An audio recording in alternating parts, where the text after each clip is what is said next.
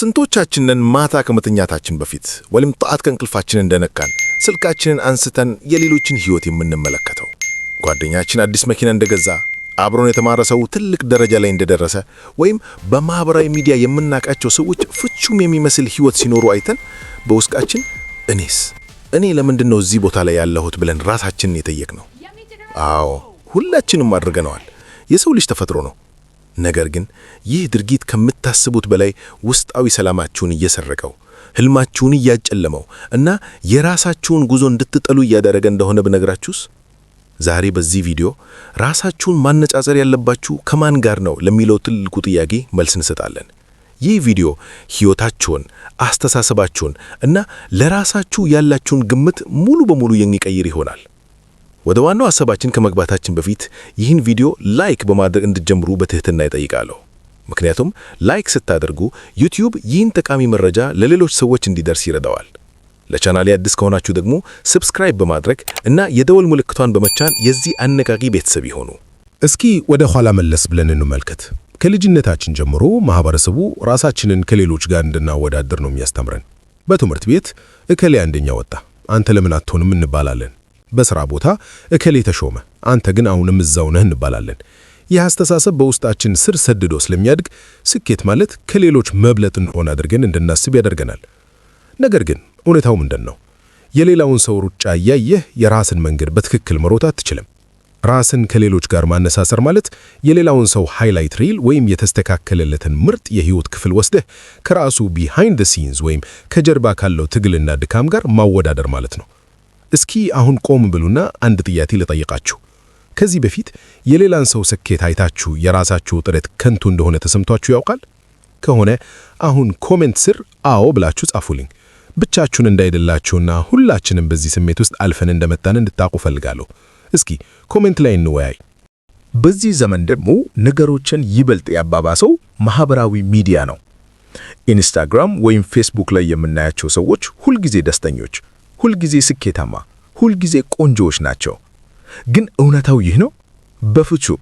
ሰዎች የሚያካፍሉት ምርጡን ቀናቸውን፣ ያማረውን ፎቶአቸውን እና የተሳካላቸውን ጊዜ ብቻ ነው። ማንም ሰው ውድቀቱን፣ ለቅሶውን እና ጭንቀቱን ፎቶ አንስቶ አይፖስትም።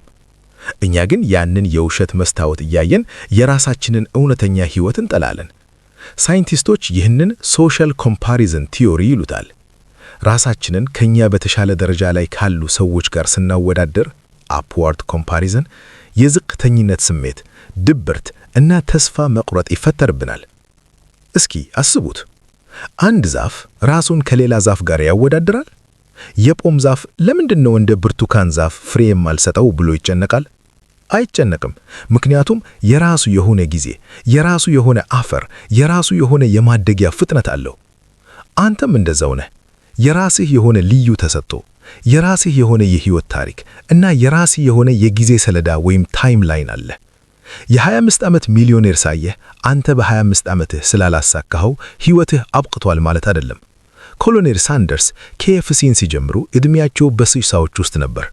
ራስህን ከሌላ ሰው ጋር ማነጻጸር 3 ትላልቅ አደጋዎች አሉት። አንደኛ፣ ትኩረትህን ይሰርቃል። ጉልበትህንና ጊዜህን ማውጣት ያለብህ የራስህን ህይወት በማሻሻል ላይ ሲሆን፣ አንተ ግን የሌላውን ሰው ህይወት በመከታተል ጊዜህን ታጠፋለህ። ሁለተኛ፣ ልዩነትህን እንድትጠላ ያደርግሃል። የሌላውን ሰው ኮፒ ለመሞከር ስትሞክር ፈጣሪ የሰጠህን የራስህን ኦሪጂናል ማንነት ታጣለህ።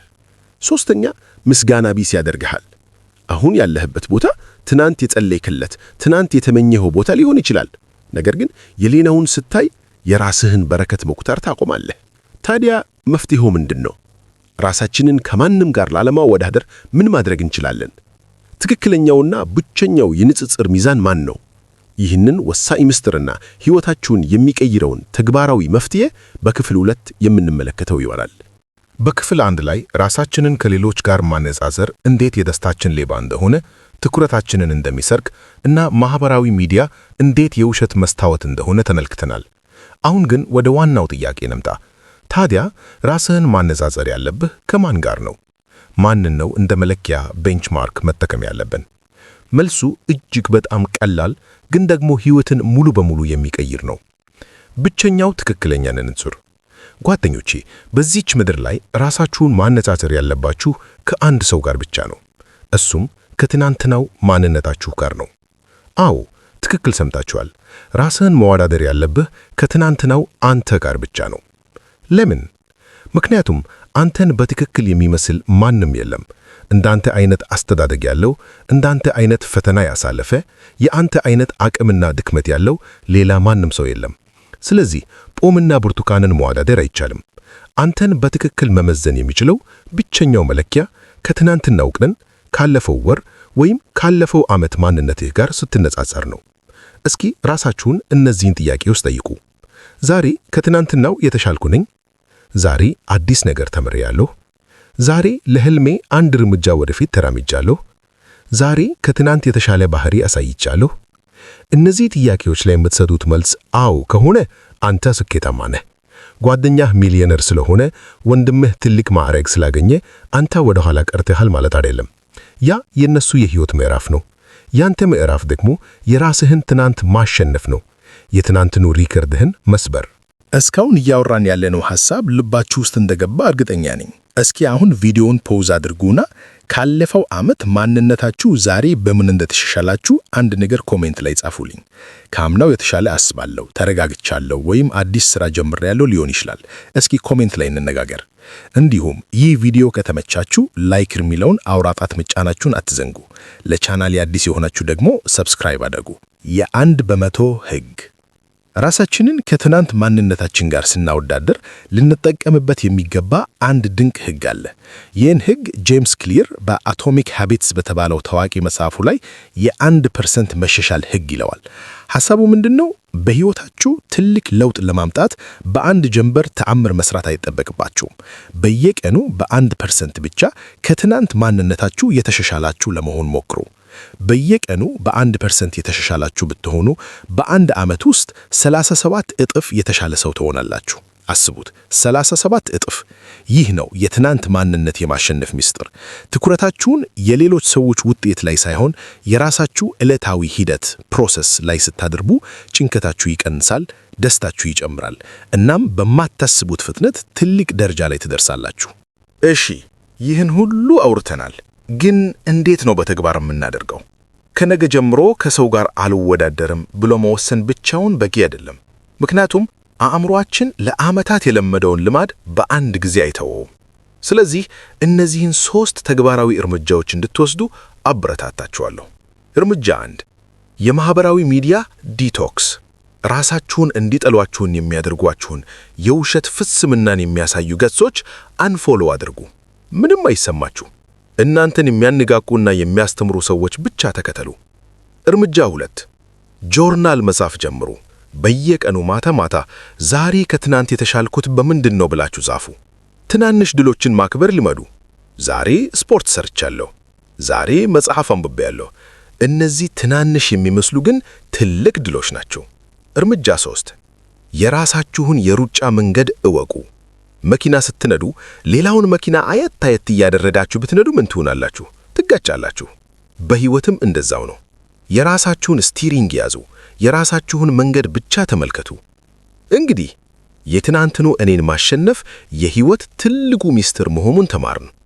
ነገር ግን አንድ ከባድ ጥያቄ አለ። ራሴን ከትናንት ማንነቴ ጋር እያወዳደርኩኝ፣ ነገር ግን ማደግ አቅቶኝ ውድቄ እና ተስፋ ቆርጬ ቢሆንስ ምን አደርጋለሁ? ወደ መጨረሻውና እጅግ ወሳኝ ወደ ሆነው ክፍል መጥተናል።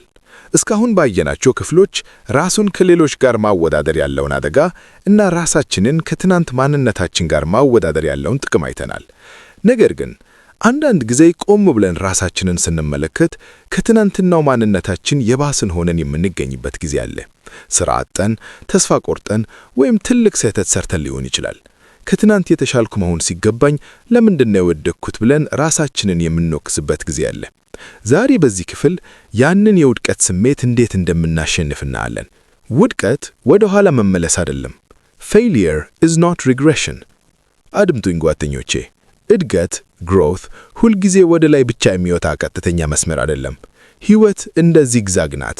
አንዳንድ ጊዜ ወደ ኋላ አንድ እርምጃ የምንመለሰው ወደፊት 2 እርምጃ ለመዝለል ጉልበት ለማግኘት ነው። ራሳችሁን ከትናንት ማንነታችሁ ጋር ስታወዳድሩ ያ የትናንት ማንነታችሁ ፍጹም መሆን የለበትም።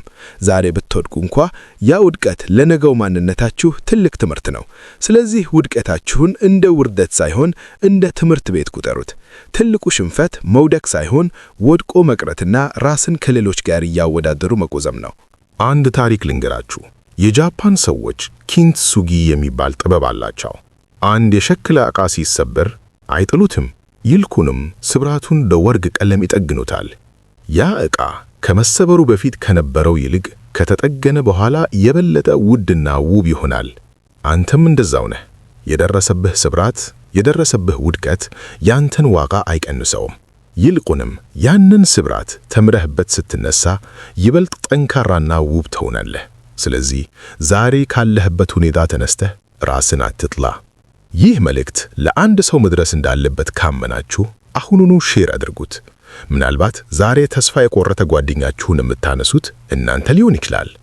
እንዲሁም እስካሁን ሰብስክራይብ ካላደረጋችሁ ቤተሰብ እንሁን። የራስህ ምርጥ ስሪት መሆን becoming the best version of you። መጨረሻ ላይ ልነግራችሁ የምፈልገው ትልቁ ምስጢር ይህ ነው። አንተ እዚህ ምድር ላይ የመጣኸው ሌላ ሰው ለመሆን አይደለም። አንተ እዚህ ያለህ የራስህ ምርጥ ስሪት ቤስት ቨርዥን ለመሆን ነው።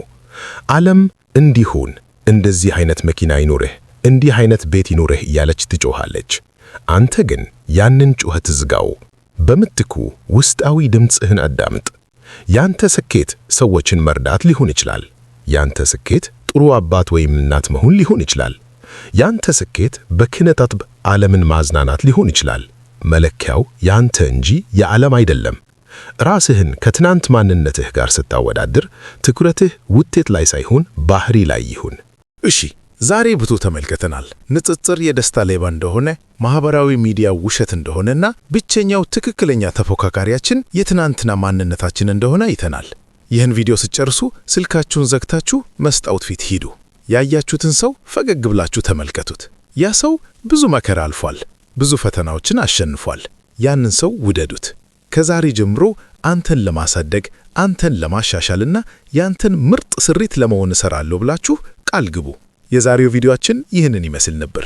በሕይወታችሁ ላይ ትንሽም ቢሆን ብርሃን እንደጨመረ ተስፋ አድርጋለሁ። ይህ ቪዲዮ ለእናንተ ጠቃሚ ሆኖ ካገኛችሁት ለቻናሉ አዲስ ከሆናችሁ ሰብስክራይብ ማድረጋችሁንና የደውል ምልክቷን መጫናችሁን አትርሱ። በሚቀጥለው ቪዲዮ በሌላ ድንቅ ርዕስ እስከምንገናኝ ድረስ ራሳችሁን ውደዱ፣ በራሳችሁ መንገድ ሩጡ እና ሁልጊዜም ከትናንት የተሻላችሁ ሁኑ። ቻው።